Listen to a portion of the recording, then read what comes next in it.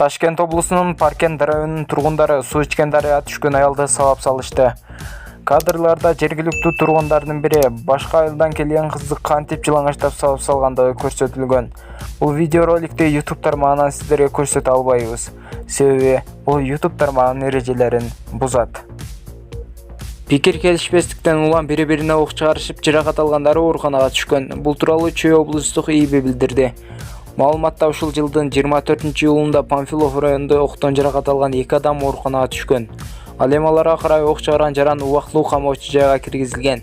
Ал эми бул тууралуу милиция кызматкерлери териштирүү учурунда Орто Кайырма айылындагы көчөлөрдүн биринен жабырлануучулар менен бейтааныш адамдын ортосунда пикир келишпестик орун алып, ок атышуу болгон.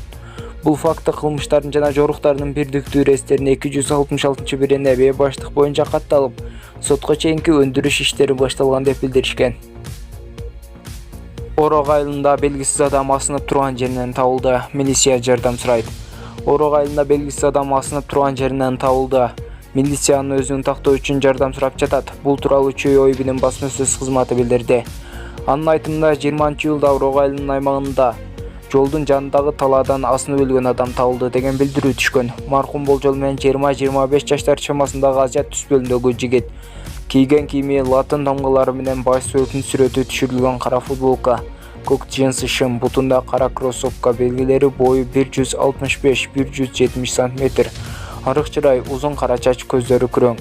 Ким экендиги жөнүндө маалыматы бар адамдан сокулук ритм нөмөт бөлүмүнө же 0313 45 33 80 0312 60 75 67 0701 80 18 03 телефондор аркылуу кабарлап коюуну суранат.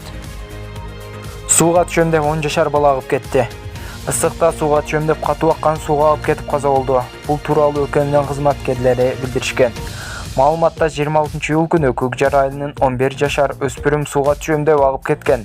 Баланын сөөгүн издөөгө 4 суучул тартылып, баланын туугандары сөөгүн Лебединовка айылынын БЧК суусунан табышкан.